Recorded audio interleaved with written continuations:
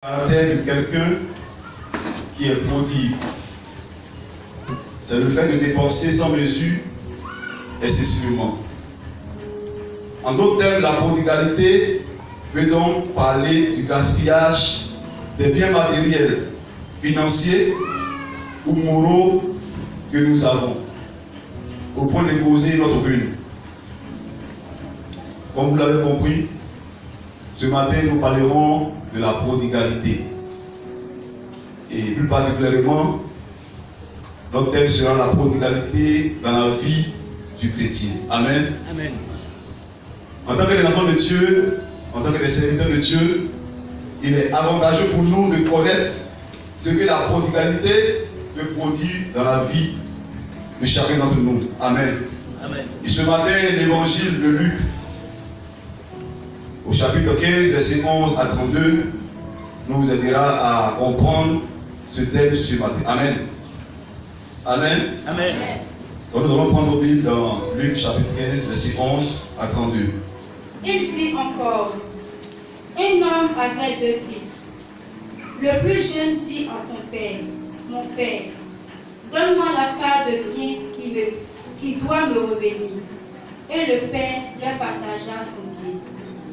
Peu de jours après, le plus jeune fils, ayant tout ramassé, partit pour un pays éloigné, où il dissipa son bien en vivant dans la débauche.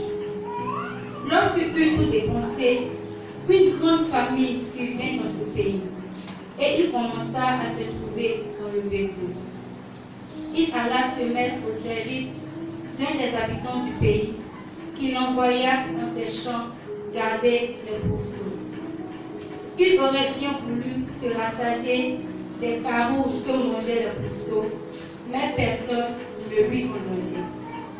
Étant rentré en lui-même, il se dit, combien de mercenaires chez mon père ont du pain en abondance, et moi, ici, je meurs de faim. Je me lèverai, j'irai vers mon père et je lui dirai, mon père, j'ai péché contre le ciel et contre toi. Je ne suis plus digne d'être appelé ton fils. Traite-moi comme l'un de tes mercenaires. Et il se leva et alla vers son père. Comme il était encore en chemin, son père le vit et fut ému de compassion. Il courut se jeter à son cou et le baisa. Le fils lui dit, mon père, j'ai péché contre toi et contre J'ai péché contre le ciel et contre toi. Je ne suis plus digne d'être appelé ton fils.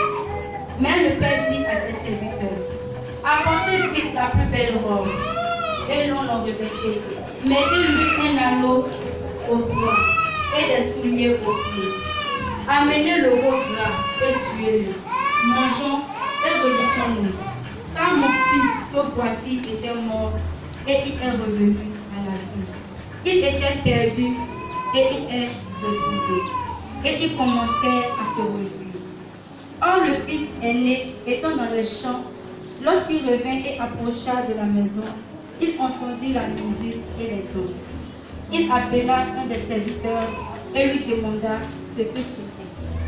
Ce serviteur lui dit, ton frère est de retour, et parce qu'il l'a retrouvé en bonne santé, ton père a tué le veau. Il se mit en colère et ne voulut plus entrer. Son père sortit et le pria d'entrer. Mais il répondit à son père, voici, il y a tant d'années que je te sers, sans avoir jamais transgressé les ordres.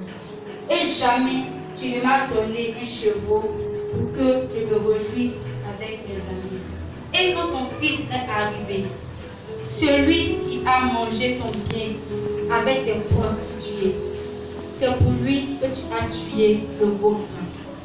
Mon enfant, lui dit le père, tu es toujours avec moi, et tout ce que j'ai est à toi. Mais il fallait bien s'égayer et se réjouir. Amen. Amen. Amen. Dieu te bénisse, ma soeur. Bien-aimés, voici notre texte ce matin. Et comme je l'avais déjà dit dès l'entrée de jeu, que ce matin nous parlerons de la prodigalité dans la vie du chrétien. Et nous avons dit que la prodigalité est définie comme le caractère de quelqu'un qui est prodigue. c'est le fait de dépenser sans mesure, d'une façon excessive.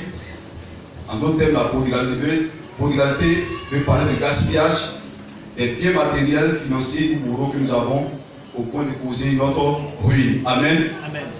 Et ce matin, à travers ce texte que nous venons de lire, nous allons dégager 2 points qui nous aideront à mieux comprendre ce que le Seigneur veut nous enseigner ce matin. Amen. Et bien avant d'entrer dans le vif du sujet, nous allons présenter ce livre qui, ce matin, fait l'objet de notre étude. Nous devons savoir que l'auteur du 3e évangile du livre des Actes est nul autre que Luc. C'est le même qui a écrit encore ce Luc, c'est l'évangile selon Luc. Il est appelé le médecin bien-aimé, compagnon d'œuvre de l'apôtre Paul. Luc a écrit cet évangile à l'an 60 après Jésus-Christ.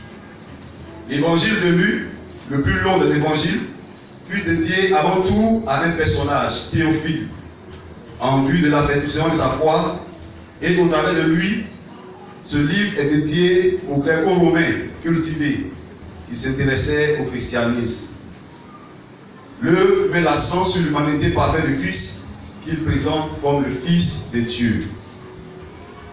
Ce livre peut être divisé en 5 parties et notre texte de ce jour se trouve dans la 3e partie qui nous parle du ministère public de Jésus, Fils de l'homme, jusqu'à son entrée triomphale à Jérusalem. Amen. Amen. Et ce texte, ce matin que nous étudions, nous relate les événements de Jésus-Christ qui allait vers la fin de son ministère terrestre. Amen. La Bible nous parle ici des pharisiens. Dans ce chapitre, des pharisiens qui vont attaquer Jésus, qui vont reprocher à Jésus le fait qu'il s'asseyait, il mangeait avec des personnes de mauvaise vie. Et voulant leur montrer vraiment l'exemple, pour leur montrer la chose qui l'a mené à faire cela, Jésus va à travers plusieurs paraboles parler à ces pharisiens. Amen. C'est pourquoi nous verrons qu'il va utiliser la parabole de la brebis égarée pour moi, la parabole de la pièce d'argent perdue, et enfin il va nous parler de la parabole du fils prodigue. C'est une parabole que nous avons l'habitude d'entendre, un passage que nous avons l'habitude de lire. Et ici le Seigneur utilise cette parabole pour montrer comment le Seigneur est content, comment le Seigneur est en joie, comment le ciel est en joie lorsqu'un pécheur se répand et retourne au Seigneur. Amen. Amen. Et ici la Bible nous dit que c'est un fils, un homme qui avait 2 fils. Et un beau matin, l'un de ses fils se lève et il dit: mon père, je veux mon héritage. Si c'est en Afrique, on dit que c'est un sorcier. Parce qu'il est en train de précipiter la mort de son père. Mon père, je veux mon héritage. Et sans discuter, le père remet à son fils son héritage. Je ne sais pas, mais sûrement il y avait des terres. Sûrement il y avait encore des brebis ou des vaches. Mais la Bible dit qu'il a tout vendu. Il a pris son argent, il a pris tout ce qu'il avait comme bien, son héritage, et il s'est allé dans un pays lointain. Arrivé dans ce pays, il s'est livré à la débauche. Il s'est livré à tout ce que l'on peut penser. Il a dépensé. Alléluia. Si c'était encore à l'époque, on dirait qu'il allait dans les bois de nuit, il allait dans les maquis. Il s'est livré à ce que nous connaissons aujourd'hui. Il a fait la Java, il a fait le pharaon. Pendant que les digues chantaient, il a travaillé sur eux. Il a mangé les poissons braisés, les kikenou. Il s'est livré à tout ce que son cœur désirait. Mais un temps va arriver, la famine va venir, la faim va venir, l'argent aussi est fini. Alléluia. L'argent est fini. La Bible dit que l'argent est fini. Et la famine est allée dans le pays où il était. Il n'a plus à manger. Il n'a plus rien pour aller faire le pharaon. Il n'a plus rien pour aller faire le travaillement. Il se trouve maintenant dans vraiment une posture difficile. Et voici qu'il va aller se livrer à un homme pour devenir son esclave, pour devenir celui qui va surveiller les porcs. Et pendant qu'il est encore à côté de ses porcs en train de manger, il décide de manger la nourriture de porc, mais on ne lui comprend pas cela encore. Sa situation était devenue déplorable. Il avait perdu son rang de prince Il est devenu esclave, celui qui nourrit les porcs. J'imagine un peu la scène. Ces porcs qui prennent de la boue, sont bien sales, sans mauvais. Lui qui est prince est obligé de supporter cette odeur. Alléluia. Amen. Mais la Bible dit qu'il rentre en lui-même. Il rentre en lui-même et il se souvient des bons plats dans la maison de son père. Il se souvient de ces beaux gibiers qu'on tuait pour lui seul. Il se souvient de ses serviteurs qui étaient à son petit soin. Il se souvient de l'amour que son père était pour lui. Et il dit, je me lèverai. Et j'irai vers mon père. Et je dirai à mon père, Père, j'ai péché contre le ciel et j'ai péché contre toi. Je ne suis plus, ne me prends pas comme ton fils, mais prends-moi comme ton serviteur. Alléluia. Et la suite, nous la connaissons. Il prend la route du retour. Son père le voit de loin. Son père court à sa rencontre. Son père demande qu'on tue le veau gras. Son père demande qu'on fasse la fête. Et quand le frère qui est resté à côté du père revient, il est fâché. Mon père, j'ai travaillé avec toi. Je suis avec toi tous les jours. Mais celui-là, ton fils qui est rebelle, ton fils qui veut que tu meurs, est parti à tous tes biens, il revient et tu le reçois dans la fête. Et le père lui dit, ton frère était mort. Et il est revenu à la vie. Bien-aimé, ce matin, la première chose que le fils prodigue, autrefois moi j'entendais prodige. Avant je disais enfant prodige. Mais un jour j'ai vu, c'est pas enfant prodige, mais c'est enfant prodigue. Amen. Donc c'est la première chose que le fils prodigue a perdu ou il a gaspillé, comme je l'ai dit, c'est son héritage. Amen. Cet enfant a gaspillé ce que son père devait lui donner. Il a pris tout cet argent, il a pris tous ses biens pour les livrer à la débauche. Bien aimé, la première chose que nous devons faire ce matin, c'est que nous rendrons compte à Dieu des biens qu'il nous donne sur cette terre. Chacun de nous rendra compte à Dieu des ressources que le Seigneur a mises à sa disposition sur la terre.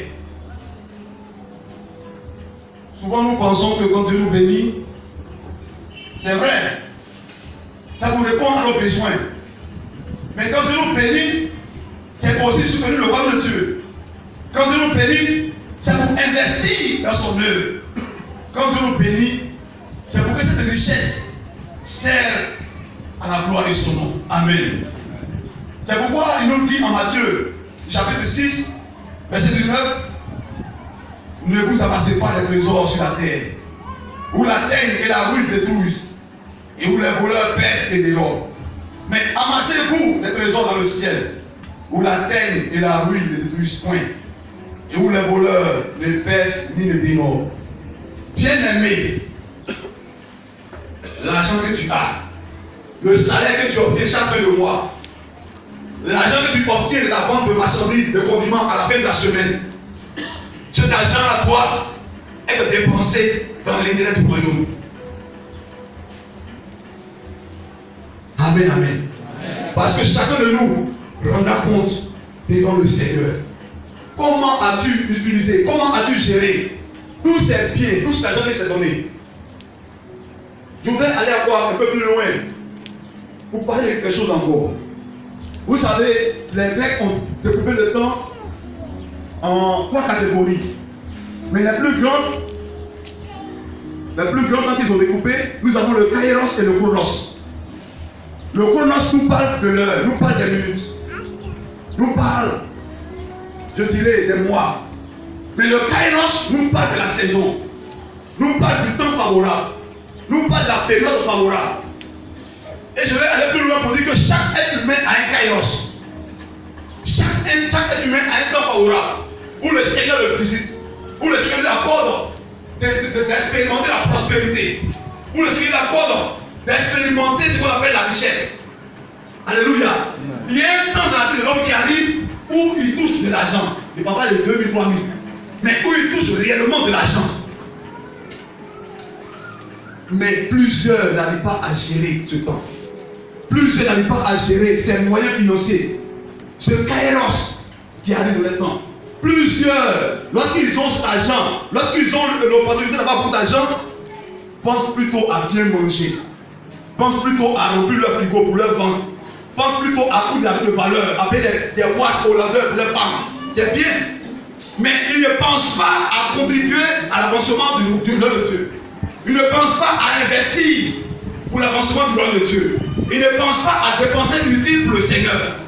Mais ils pensent à eux-mêmes. C'est pourquoi le Seigneur dit à plusieurs, tu as dépensé ton vente. Tu as dépensé pour toi-même. Mais ton argent n'a pas servi à l'avancement du royaume de Dieu. Amen. Donc nous sommes allés à la convention et que le président a commencé à parler de tous ces gros projets que là, il va faire, que sur la radio, que sur le siège. Ces grands projets, j'ai dit waouh! Et on devait prendre des enveloppes. Je me suis regardé. Tout ce que j'ai envoyé là, vraiment, c'est parti. Mais il faut que je donne pour l'œuvre de Dieu. Et lorsqu'il y a eu la pause, on était fatigué. Et j'ai dit à mon épouse, allons-y. On a commencé à marcher dans le quartier. Parce qu'on avait un peu encore sur notre compte pour un moment. Il dit, allons-y.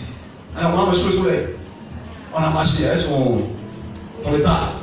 Et allons-y, donc le Seigneur. Ils ont marché dans le quartier. Elle était fatiguée, il dit, allons-y, persévère. Et nous avons vu, quand nous avons monnaie, nous avons pris ce qu'on devait prendre. Et nous avons mis dans l'enveloppe. Alléluia. Amen. Parce qu'en réalité, tout ce que le Seigneur nous donne, c'est pour lui. Nous ne sommes que des gestionnaires. Ce n'est pas pour nous. C'est qu'un approche, ce n'est pas pour toi. C'est un gestionnaire. Mais comment tu gestes l'argent? Cet enfant a dépensé sans mesure, il a dépensé excessivement, il a dépensé cette richesse qu'il avait. Bien-aimé, ce matin, le Seigneur nous interpelle à gérer avec sagesse cet argent qu'il nous a donné.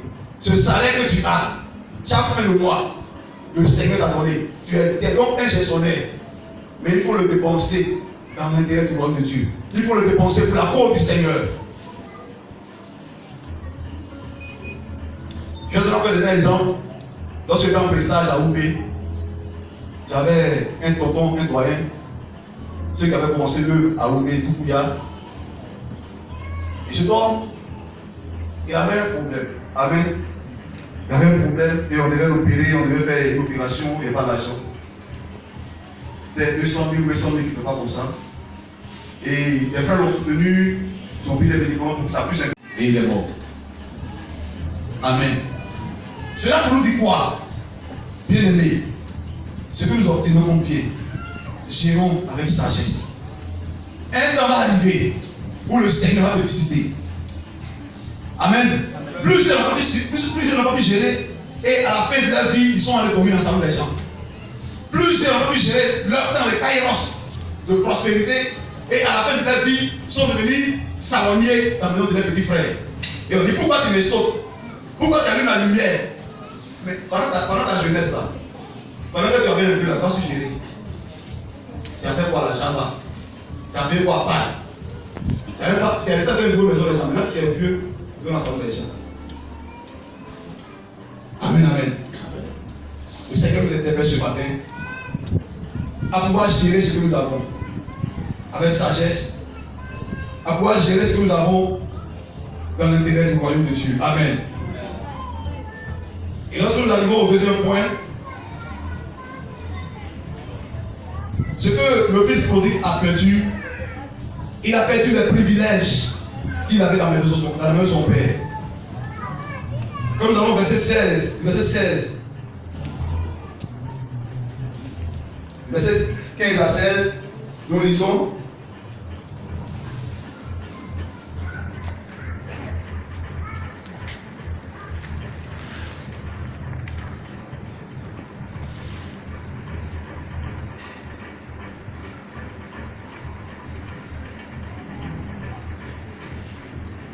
Nous lisons au verset 15.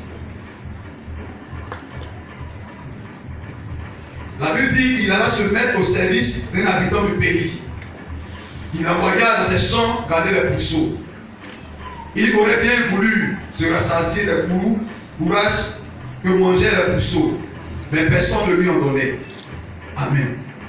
Bien-aimé, cet homme-là, ce fils-là, qui dans le nom du Père avait la position de prince, qui dans le nom du Père avait tous les biens qu'il voulait.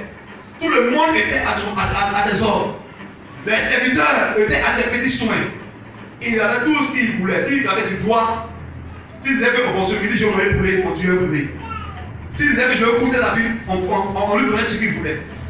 Mais voici que dans son désir d'aller dépenser, dans son désir d'aller au nom du Père, il a perdu cette position de prince, de fils, il est devenu esclave. Il est devenu esclave dans la maison d'une autre personne. Bien-aimé, je veux dire à quelqu'un ce matin que le Seigneur Jésus-Christ nous a sauvés. Lorsque nous avons vu le Seigneur Jésus, il nous a rachetés. Parce que nous devons mourir, nous devons aller dans le feu à cause de nos péchés. Mais le Seigneur Jésus nous a sauvés, il nous a rachetés et il nous a accordé la vie éternelle.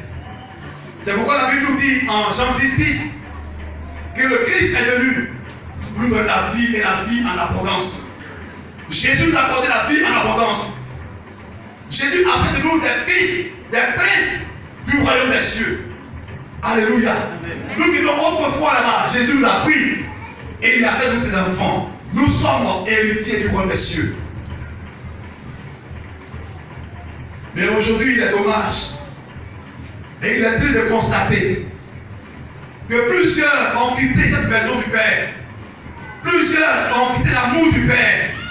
Plusieurs ont abandonné ces privilèges qu'ils avaient dans le Seigneur en tant que fils et héritiers du royaume des cieux. Plusieurs chrétiens aujourd'hui ont abandonné ces privilèges pour aller se mettre sous l'esclavage du péché, pour aller se mettre sous l'esclavage de Satan. Parce que la Bible nous dit, en Jean 8, verset 34, en vérité, je vous le dis, leur répliqua Jésus, quiconque se livre au péché est esclave du péché. Plusieurs aujourd'hui ont abandonné la présence du Père, la présence de Jésus, comme ce fils prodigue, pour aller se livrer à Satan, pour aller se livrer au péché. Et comme la Bible dit, ils sont devenus esclaves du péché. Bien-aimés, ce matin le Seigneur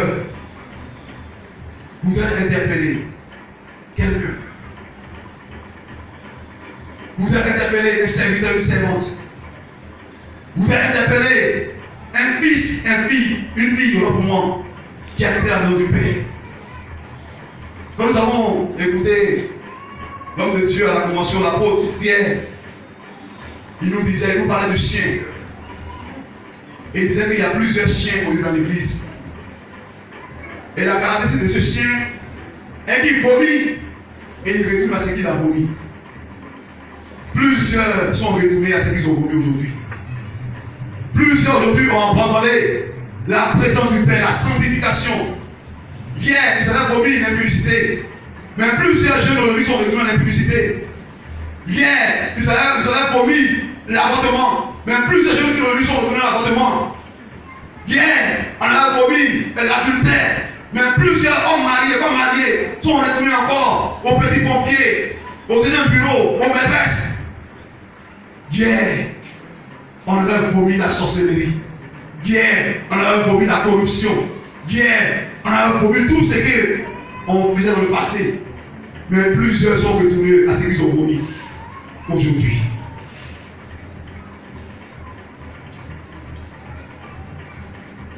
Bien-aimés,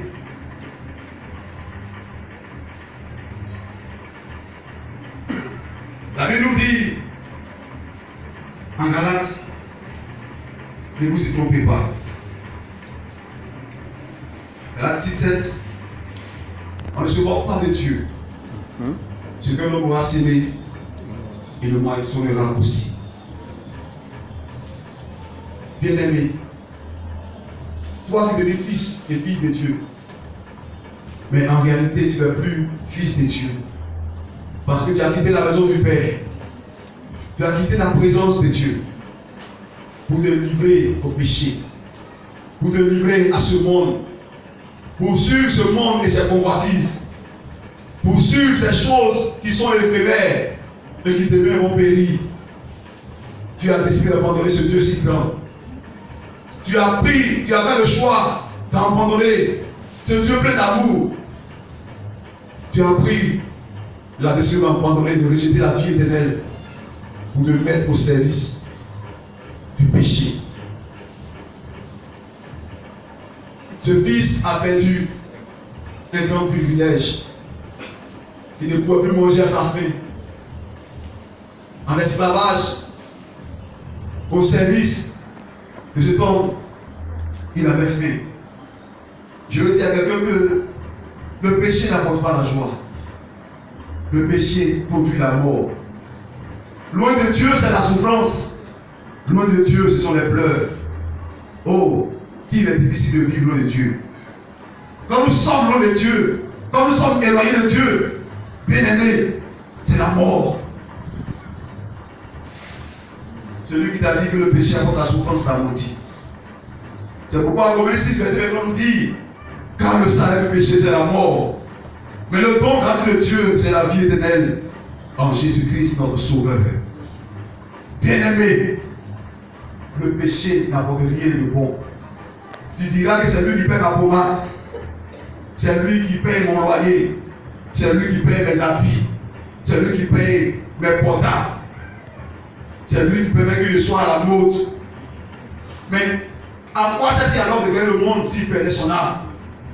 À quoi serviras-tu à quelqu'un de gagner des portails, iPhone, des tablettes, si son âme sera perdue dans la gêne? À quoi te serviras-tu, jeune homme, d'admirer les jeunes filles pour ton palmarès de grand tombeur si tu perdais ton âme? À quoi nous servira toutes ces choses si c'est pour perdre notre âme? Bien-aimé, ce matin, il y a encore de l'espoir. Parce que nous sommes encore en vie. Il y a encore de l'espoir parce que nous respirons encore et nous sommes devant la présence du Seigneur. Ézéchiel 18, verset 23 pour nous dire, ce que je désire, est-ce que le méchant meurt? Dit le Seigneur. L'Éternel, n'est-ce pas qu'il change de conduite et qu'il vive? Ce que le Seigneur désire, bien-aimé, ce n'est pas que nous puissions mourir loin de lui. Ce que le Seigneur désire n'est pas que tu meurs dans ton péché, mais le Seigneur désire que tu te répandes. Le Seigneur désire que tu reviennes à la maison. Parce que là où tu es n'est pas ta place. Alléluia. Là où tu es n'est pas ta place. C'est pourquoi ce matin, comme l'enfant prodigue, il a eu sa situation malheureuse, de souffrance, de servitude. Et il a dit, je me lèverai. Oh, j'aime cette partie. Parce qu'il a reconnu sa faute. Il a reconnu son état. Il a reconnu qu'il a quitté la maison du Père. Il a reconnu qu'il a quitté la présence de Dieu. Il dit, je me lèverai et je retournerai vers mon Père. Ce matin, le Seigneur veut que tu puisses faire comme cet enfant. Toi qui as quitté la présence de ton Dieu. Toi qui as quitté la présence de Jésus pour te livrer au péché. Le Seigneur veut ce matin que tu imites cet enfant prodigue et que tu reviennes à la maison.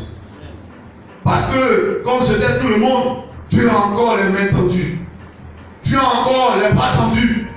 Tu as encore les mains tendues, prêt à te recevoir à la maison. C'est pourquoi il nous encourage ce matin à nous repentir. Il nous encourage à nous repentir sincèrement. Vous savez, la repentance est tout un processus. Souvent, nous venons à l'église et nous demandons pardon, Seigneur, pardonne-moi, j'ai fait telle chose. Amen. Et nous sortons. Mais quand nous sortons, nous reprenons encore ce que nous avons, ce pourquoi nous donnons pardon. La repentance commence par regretter nos péchés. Car je reconnais mes transgressions et mon péché est constamment devant moi. Vous pouvez le dire, le psalmiste. dans le psaume 51, c'est 3 à 4. Nous devons regretter nos péchés. Nous devons regretter cette vie que nous menons, qui n'est pas la gloire de Dieu. Et nous devons confesser. Nous devons confesser ce que nous avons fait de mauvais. Si nous confessons nos péchés, il est fidèle et juste pour nous pardonner et pour nous purifier de toute iniquité. 1 Jean 1, 9. Et ensuite, nous devons abandonner. Nous devons abandonner. Et nous devons restituer. Cette partie souvent intervient pour certains péchés, la restitution. La repentance réelle doit être accompagnée de restitution. Amen. Vous savez, celui qui a volé, qui avait demandé 1 million de 10 millions sur l'entreprise, et qui vient dans la main du Seigneur, Seigneur, pardonne-moi, j'ai péché contre toi. Après avoir demandé pardon à Dieu, il doit avoir le pouvoir dans la maison de prendre cet argent et d'aller restituer à son propriétaire. Amen. Plusieurs me diront, mais c'est difficile, hein? C'est ça la repentance. Plusieurs jeunes filles ont attribué à des hommes des grossesses qui n'étaient pas la leur. Lorsque j'étais encore en prestage, une soeur est venue me voir et elle m'a dit, pasteur, voici ce qui me tourmente. J'ai demandé pardon à Dieu pour cela, mais ça me tourmente. J'étais avec mon fiancé, bon, pas un fiancé, mais j'étais avec quelqu'un, nous avons eu un enfant, mais comme je n'aimais pas, j'ai pris la grossesse, j'ai attribué à une autre personne. J'ai dit, pardon, que le Seigneur me pardonne. J'ai dit, ma soeur, tu as commencé, c'est bien bon, mais après, ici, va donner cet enfant à son vrai père. On va dire, pasteur, ça va. Si les ça là, ils vont le tuer. Mon frère s'est gâté. J'ai dit, entre le foyer et puis l'enfer, qu'est-ce que tu veux? Tu décides de garder l'enfant, mais est-ce que ton péché sera pardonné? Tu n'as pas restitué l'enfant à son vrai père. Ce n'est pas son père. Dis la vérité. Amen. Elle a été devant moi, tout fâchée. Moi, il a dit ce qu'il doit dire. J'ai dit ce que la parole de Dieu me dit. Alors si tu es là ce matin et que tu as attribué un enfant à celui qui n'est pas le père, après celui va avoir le vrai père et non lui son enfant. Est-ce qu'il n'est pas là quelqu'un? Bien aimé, c'est ça la repentance sincère. Il faut restituer. J'aimerais avoir aller plus loin et puis choquer quelqu'un pour dire que plusieurs ont eu des diplômes. Des faux diplômes, je dirais. Ce n'est pas ton nom. Ce n'est même pas ton âge. Tu as fait rêver Caïn. Amen. Amen. Bien aimé, il y a certaines choses que nous faisons que nous devons les voir. Le Seigneur nous invite à nous répondre sincèrement. Sincèrement. Sincèrement. Et avec ces diplômes, plusieurs ils sont ministres. Nous sommes directeurs, nous sommes, je ne sais quoi, mais par quel moyen ils sont arrivés là-bas. Plusieurs ont eu des concours, parce qu'on avait 100 000 francs, 200 000 francs. Et ils viennent de rendre gloire à Dieu, Seigneur, je te dis merci. Bien aimé, ce matin ne pourrait pas être trop long. Ce que le Seigneur nous dit ce matin, il veut parler à un fils, il veut parler à une fille qui a quitté la maison de son père pour se livrer au péché, pour suivre ce monde et ses convoitises. Le Seigneur te dit ce matin qu'il n'est pas encore trop tard. Parce qu'aujourd'hui, tu as la vie, parce qu'aujourd'hui, tu as la santé. Reviens. Il est prêt à te recevoir, il est prêt à te pardonner, il est prêt à repartir avec toi à zéro. C'est le temps de revenir, parce que demain n'appartient pas. Qui aurait cru qu'après cette convention où nous avons chanté, nous avons dansé, que nos frères avaient fait un accident? Personne ne le savait. C'est pour te dire que tu ne connais pas demain. L'instant présent est à toi, mais demain n'est pas pour toi. Nous pouvons quitter le lieu, je le dis tous les jours, nous pouvons quitter ce lieu et vous allez apprendre que le pasteur est parti. Le pasteur est parti. Amen. Nous pouvons quitter ce lieu et vous allez apprendre que tel frère est parti. Amen. Nous ne connaissons pas le temps ni l'heure. Mais si ça nous surprend, il faudrait que nous soyons prêts à la rencontre de notre Seigneur. Nous avons entendu la convention, l'homme de Dieu a parlé, il a dit des choses vraiment qui nous ont bouleversés. Quand nous sommes rentrés à la maison, il n'y a pas de manger. J'étais enfant, mais ce n'est pas possible. Est-ce que non? Est-ce que, je me posais la question, est-ce que vraiment on va partir?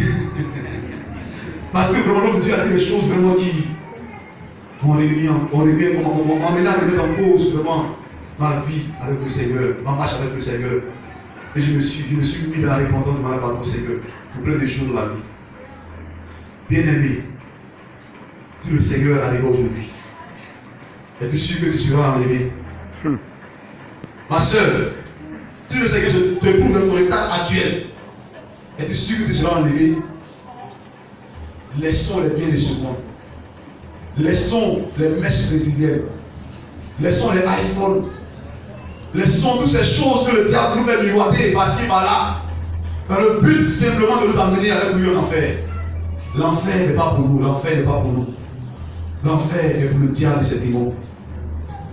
Mais c'est parce que nous décidons de nous obéir à Dieu que nous nous trouvons en enfer. Ce matin, le Seigneur veut que tu prennes l'engagement de marcher avec de la fidélité. Jésus-Christ revient bientôt. Jésus revient bientôt parce que les signes sont accomplis, les temps sont accomplis. Quand nous regardons tout de nous, aujourd'hui nous voyons tout de même en Haïti, tremblement de terre. Nous voyons le Covid qui est venu. Nous voyons les inondations par-ci et par-là. Nous voyons la chaleur, nous voyons les feux de brousse. Bien-aimés, les signes sont là devant nous. Ce que Jésus a dit, les signes sont là devant nous aujourd'hui. Nous voyons toutes ces choses. Nous voyons qu'il n'y a plus d'amour entre le Fils et le Père. Il n'y a plus d'amour entre le frère et sa soeur. D'ailleurs, son frère s'est découpé simplement pour avoir de l'argent. Les signes sont là devant nous. C'est le temps de nous préparer. C'est le temps de nous apprêter. C'est le temps de soigner notre marche avec le Seigneur. Parce que Jésus revient. Il vient prendre une église sans rite. Une église qui n'est pas compromis. Une église qui a refusé, et comme Daniel et son compagnon, de fléchir les pieds de la statue. Une église sans rite ni tâche. Seras-tu avec les saints dans les cieux pour le Seigneur? Seras-tu là-haut devant le trône de Dieu en train de chanter les louanges du Seigneur? Où seras-tu après ta vie ici-bas? C'est pourquoi ce matin je vais inviter quelqu'un. Je veux que nous puissions prendre ensemble la position de prière.